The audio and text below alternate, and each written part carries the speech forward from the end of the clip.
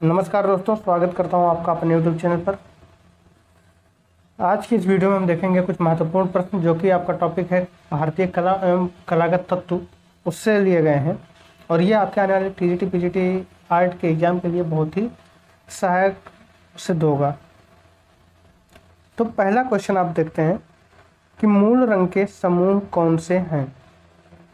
विकल्प आपको दे दिया गया है काला, लाल, पीला, नीला, पीला, लाल, नीला, हरा, लाल, पीला, नीला, हरा। आपको बताना है कि मूल रंग के समूह कौन से हैं। ठीक है, तो इनमें कौन सा समूह है जो मूल रंग का है।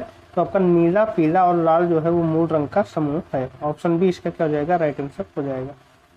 ठीक है, बढ़ते हैं अगले प्रश्न की ओर। जापानी कला इकेबाना क्या है।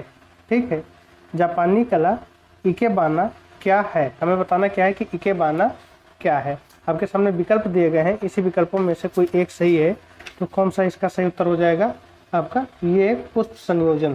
ठीक है, क्या है, पुष्प संयोजन है। इकेबाना क्या है, ये पुष्प संयोजन है और ये कौन सी कहाँ की कला है, जापानी कला है। ठीक है, तो ऑप्शन बी इसका राइट आंसर हो जाएगा। बढ़ते हैं अगले प्रश्न की ओर। भारतीय कला का स्वर्ण काल किसे माना जाता है। ठीक है, भारतीय कला का स्वर्ण काल किसे माना जाता है, दिए गए विकल्पों में से चयन करें। तो भारतीय कला का जो स्वर्ण काल है वो किसी को माना जाता है, तो वो गुप्त काल को माना जाता है। ठीक है, ऑप्शन सी इसका राइट आंसर हो जाएगा। यदि हम बात करें कि मुगल काल में किसके टाइम में भारतीय कला का या भारतीय चित्रकला का स्वर्ण युग था, चित्रकला का स्वर्ण युग था किस दरमियान, मुगल काल में, तो किसके टाइम में था, तो जहांगीर के टाइम में, जहांगीर के समय में था आपका।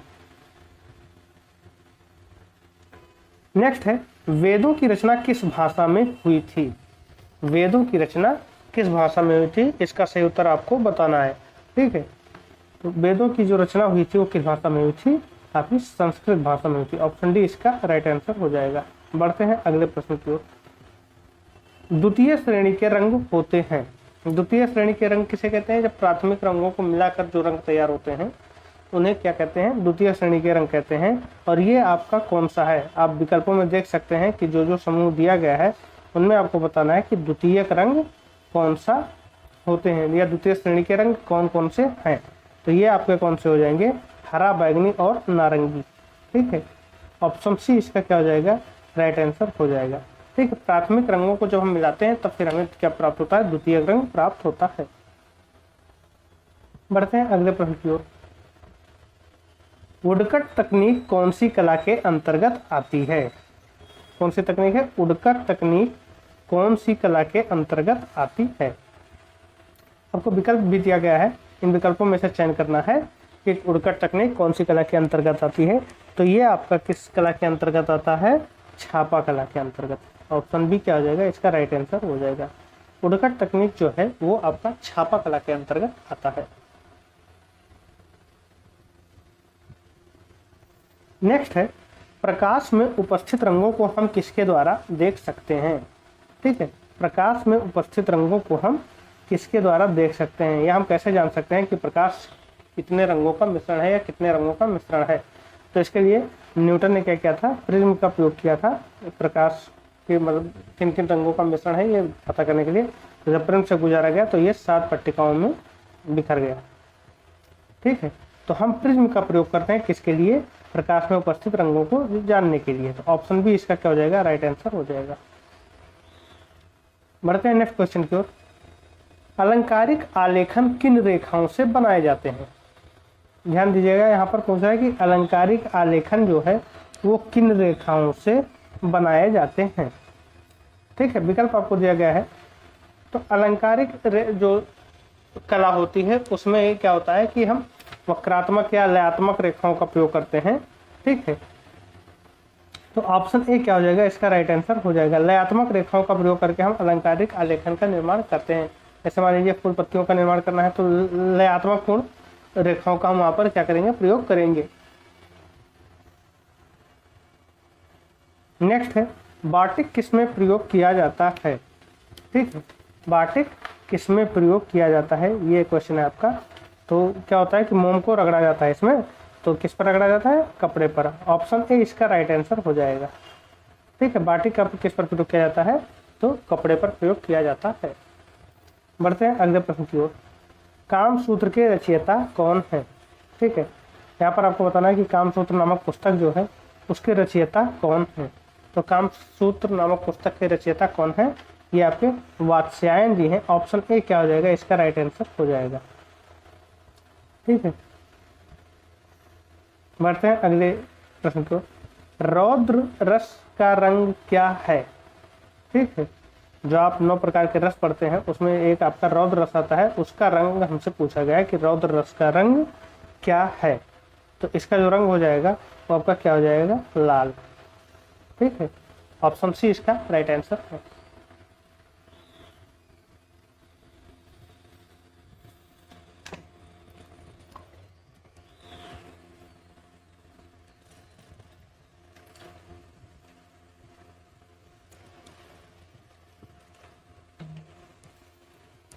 बढ़ते हैं अगले प्रश्न की ओर। निम्न में से एक त्रिआयामी कला है। ठीक है, कौन सी कला है जो त्रिआयामी है? त्रिआयामी मतलब जिसका प्रसार तीनों दिशाओं में हो। ठीक है, लंबाई चौड़ाई तो रहे ही, साथ ही साथ उसकी गहराई भी उसमें रहे, या तीनों आयामों में जिसका प्रसार होता हो। ठीक है, तो इसमें से कौन सी कला है जिसका प्रसार तीनों आयामों में है? तो ये आपका मूर्ति कला है। ऑप्शन सी इसका राइट आंसर हो जाएगा, क्योंकि मूर्ति के अंदर लंबाई चौड़ाई तो रहेगी, साथ ही साथ उसकी कुछ मोटाई भी होती है। जहां पर मोटाई होगी वहीं आपकी त्रिआयामी कला हो जाएगी। तो इसका राइट आंसर क्या हो जाएगा? सी, ऑप्शन सी मूर्ति कला। ठीक है, बढ़ते हैं अगले प्रश्न की ओर। कागज की कतरनों से बनाए जाने वाला चित्र को क्या कहते हैं? ठीक है, कागज के छोटे छोटे टुकड़े काटकर उनकी कतरनों से जो चित्र बनाए जाते हैं उन्हें क्या कहते हैं? तो उन चित्रों को हम कहते हैं क्या? कोलाज। ऑप्शन सी इसका राइट आंसर हो जाएगा।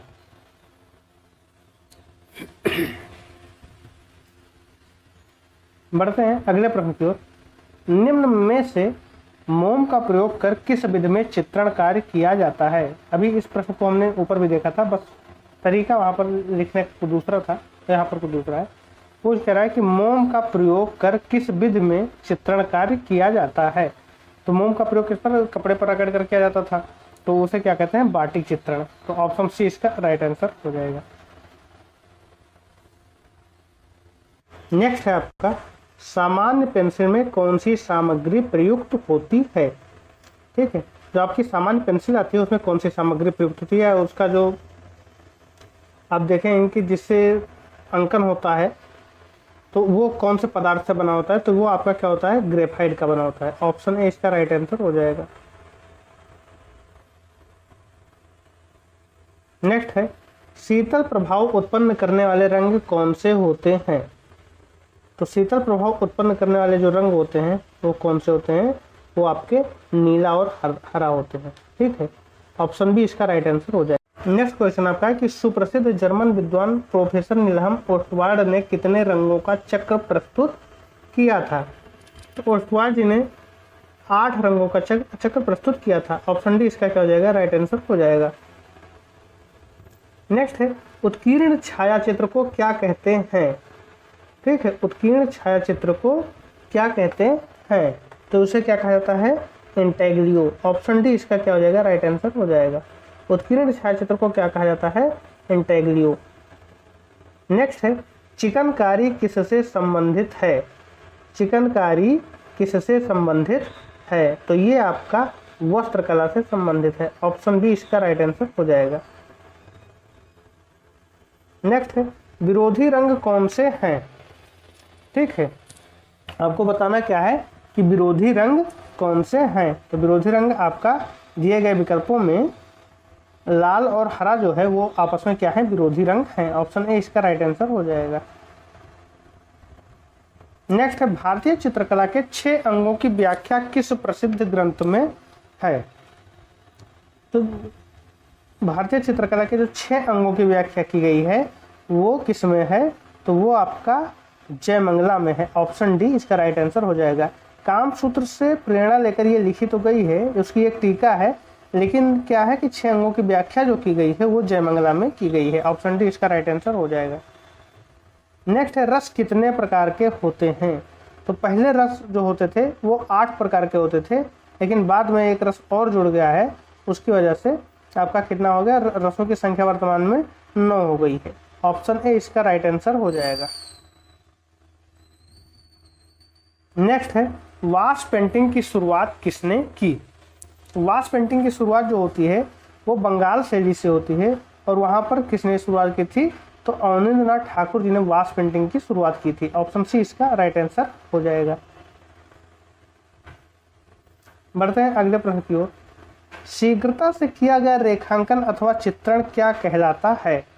ठीक है, शीघ्रता से जो रेखांकन अथवा चित्रण जो किया जाता है उसे हम क्या कहते हैं, स्केच कहते हैं। ऑप्शन बी इसका राइट आंसर है। नेक्स्ट है किसके द्वारा स्क्रीन प्रिंटिंग की छपाई की जाती है। तो स्क्रीन प्रिंटिंग की छपाई किसके द्वारा की जाती है, तो ये आपका रेशम के कपड़ों के द्वारा होता है। ऑप्शन डी इसका राइट आंसर हो जाएगा।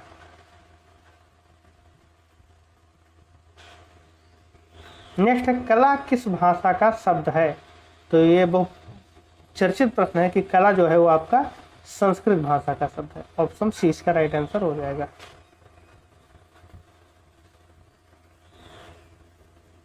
नेक्स्ट है वात्स्यायन के कामसूत्र में कितनी कलाओं का उल्लेख है। वात्स्यायन के कामसूत्र में कुल 64 कलाओं का उल्लेख है। कितनी कलाओं का उल्लेख है, 64 कलाओं का उल्लेख है। ऑप्शन ए क्या हो जाएगा, राइट आंसर हो जाएगा यहाँ पर। नेक्स्ट है नीले का पूरक अथवा विरोधी रंग कौन सा है। तो नीले का जो विरोधी रंग है वो आपका क्या है, पीला है। ऑप्शन बी इसका राइट आंसर हो जाएगा। नीले का विरोधी क्या है, पीला है। नेक्स्ट क्वेश्चन है आपका उस तत्व का नाम बताइए। यहां पर ध्यान दीजिएगा, जो नीले का पूरक रंग है, ठीक है, नीले का पूरक अथवा विरोधी रंग है वो आपका पीला नहीं है बल्कि नारंगी है। ठीक है, ऑप्शन डी इसका राइट आंसर हो जाएगा। देखिएगा, जब आपके पास जो मूल रंग है वो आपके कौन कौन से हैं,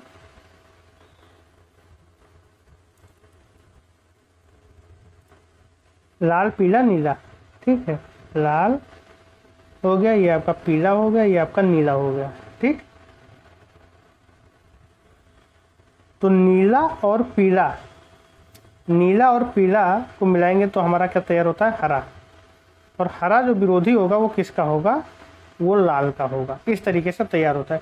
अब नीला, लाल और नीला जब मिलेंगे, तो जब लाल और नीला आपका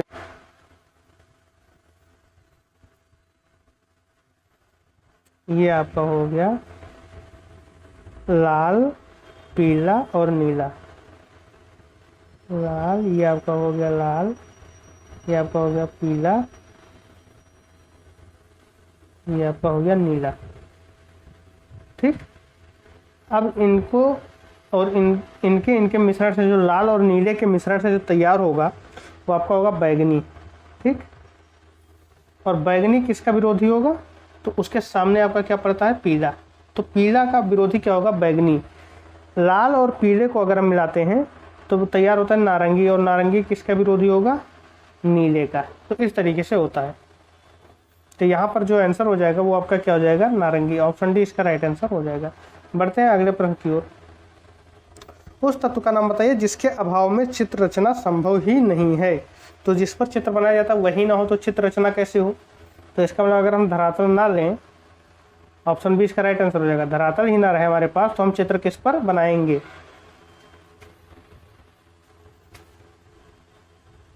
नेक्स्ट है नाट्य शास्त्र में भरत मुनि ने कितने भावों का वर्णन किया है। तो नाट्य शास्त्र में भरत मुनि ने कुल कितने भावों का वर्णन किया है, वहां पर उन्होंने कुल 49 भावों का वर्णन किया है। ऑप्शन ए इसका राइट आंसर हो जाएगा। नेक्स्ट है भारतीय संस्कृति के 4 लक्ष्यों में से किसके साथ चित्रकला का संबंध है। तो धर्म अर्थ काम मोक्ष भारतीय संस्कृति के 4 लक्ष्य हैं, और उसमें जो आपका काम है उसके साथ चित्रकला का संबंध है। ऑप्शन सी इसका राइट आंसर हो जाएगा। नेक्स्ट है चित्रण के धरातल के कितने आयाम होते हैं। तो चित्रण के धरातल के जो आयाम होते हैं वो 2 ही होते हैं। ठीक है, ऑप्शन ए हो जाएगा इसका राइट आंसर। तीसरे आयाम को उत्पन्न करने के लिए परिप्रेक्ष्य का सहारा लिया जाता है, और वो भी आभासी आपका होता है। वो वास्तविकता में जो धरातल होगा वो आपका द्विआयामी ही होगा। नेक्स्ट है, किसी भी वस्तु अथवा आकृति की माप स्वतंत्र रूप से क्या कहलाती है। ठीक है, वस्तु अथवा आकृति की जो माप होती है वो स्वतंत्र रूप से क्या कहलाती है, तो प्रमाण कहलाती है। ठीक है, क्या कहलाती है, प्रमाण। नेक्स्ट है, समान अथवा सामंजस्यपूर्ण अवयवों की पुनरावृत्ति से उत्पन्न निरंतरता को क्या कहते हैं।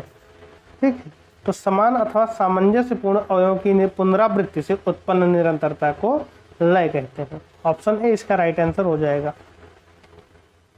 बढ़ते हैं अगले प्रश्न की ओर। सर्वप्रथम किसने नाट्यशास्त्र में 8 रसों को बताया था, या सीधे सीधे हमसे ये पूछ रहा है कि नाट्यशास्त्र के रचनाकार कौन है, तो वो आपके भरत मुनि जी हैं। तो ऑप्शन डी इसका राइट आंसर हो जाएगा। नेक्स्ट है, चित्र में रेखा का काम क्या है। ठीक है, तो आकृति को रूप देती है, प्रवाह पैदा करती है, चित्र को उभारती है, या कोई उक्त सभी। तो ये सारी चीजें हैं जो एक रेखा करती है या रेखा का काम है। तो ऑप्शन डी इसका राइट आंसर हो जाएगा। नेक्स्ट है, भारतीय चित्रकला में रंग के साथ किसका महत्व है। ठीक है, भारतीय चित्रकला में रंग के साथ किसका महत्व है, तो रंग के साथ भारतीय चित्रकला में रेखा का महत्व है। ऑप्शन सी इसका क्या हो जाएगा, राइट आंसर हो जाएगा। नेक्स्ट है, आकृति को रूप किससे मिलता है। तो आकृति को रूप किससे मिलता है, रेखा से मिलता है। आकृति को रूप किससे मिलता है, रेखा से मिलता है। ऑप्शन डी इसका राइट आंसर हो जाएगा। नेक्स्ट है, आकृतियों से क्या स्पष्ट होता है। तो आकृतियों से आपका क्या स्पष्ट होता है, तो रूप स्पष्ट होता है। ऑप्शन ए इसका राइट आंसर हो जाएगा। नेक्स्ट है, चित्र में प्राण किससे आता है। ठीक है, चित्र में प्राण किससे आता है, तो वो लय से आता है।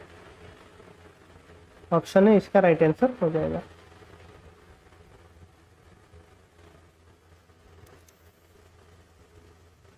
नेक्स्ट है आपका, वात्स्यायन रचित कामसूत्र की टीका में कला के षडंग का उल्लेख किसने किया है, या दूसरी तरह से कहें तो इस प्रश्न का दूसरा रूप हो जाएगा कि वात्स्यायन रचित कामसूत्र का टीका किसने लिखा है। तो ये आपके पंडित यशोधर जी ने लिखा था। ऑप्शन बी इसका राइट आंसर हो जाएगा। नेक्स्ट क्या है कि रस का क्या अर्थ है।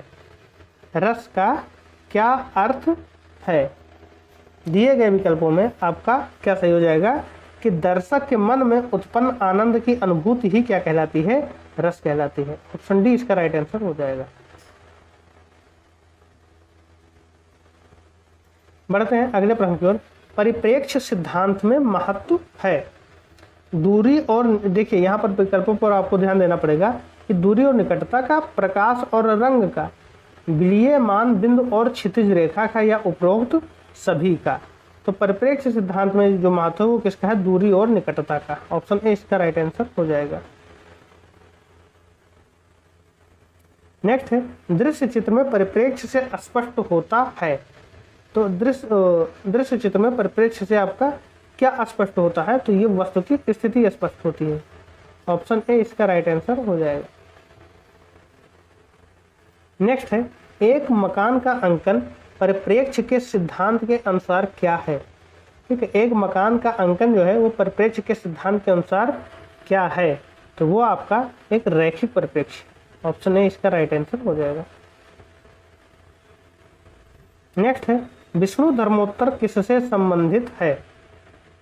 तो विष्णु धर्मोत्तर का संबंध जो है वो आपका चित्रकला से है। ऑप्शन ए इसका राइट आंसर हो जाएगा। नेक्स्ट है, षडंग किससे संबंधित है। तो षडंग जो है वो चित्रकला से संबंधित है। ऑप्शन ए इसका भी राइट आंसर हो जाएगा। नेक्स्ट है, रस सिद्धांत का प्रतिपादन किसने किया। तो रस सिद्धांत का प्रतिपादन किसने किया था, अभिनव गुप्त ने। ऑप्शन बी इसका राइट आंसर हो जाएगा। नेक्स्ट है, निम्नलिखित में से चित्रकला से क्या संबंधित नहीं है। चित्रकला से जो आपका लिपि है वो संबंधित नहीं है। ऑप्शन डी इसका राइट आंसर हो जाएगा। नेक्स्ट है, चित्रकला में सबसे अधिक किसका महत्व है? तो सबसे अधिक किसका महत्व है? रेखा का। ऑप्शन सी इसका राइट आंसर हो जाएगा। रेखा का महत्व सबसे अधिक है। नेक्स्ट है, लाल रंग किसका प्रतीक है? तो लाल रंग जो है आपका वो किसका प्रतीक है? प्रेम का। ऑप्शन ए इसका राइट आंसर हो जाएगा। नेक्स्ट है, असंबद्ध क्या है? तो इसमें असंबद्ध आपका क्या है? मूर्ति। बाकी क्या सारे चित्रकला से संबंधित है और मूर्ति जो है आपका वो मूर्तिकला से संबंधित है। नेक्स्ट है, पारंपरिक भारतीय भित्ति चित्रों में कौन से रंग प्रयोग में आते हैं? तो पारंपरिक भारतीय भित्ति चित्रों में जो रंग प्रयोग में आते थे वो कौन से होते थे? भूमि से प्राप्त रंग होते थे। ऑप्शन बी इसका राइट आंसर हो जाएगा। नेक्स्ट है, जल रंगीय पेंटिंग को जल में कितनी बार डुबाना चाहिए? तो इसे अपने आवश्यकता अनुसार डुबाना चाहिए। ऑप्शन डी इसका राइट आंसर हो जाएगा। नेक्स्ट है, सबसे हार्ड पेंसिल कौन सी है? तो सबसे हार्ड पेंसिल जो आपकी है वो कौन सी है? एच। ऑप्शन है इसका राइट आंसर हो जाएगा। तो इस वीडियो में बस इतना ही। मिलते हैं अगले वीडियो, तब तक के लिए धन्यवाद।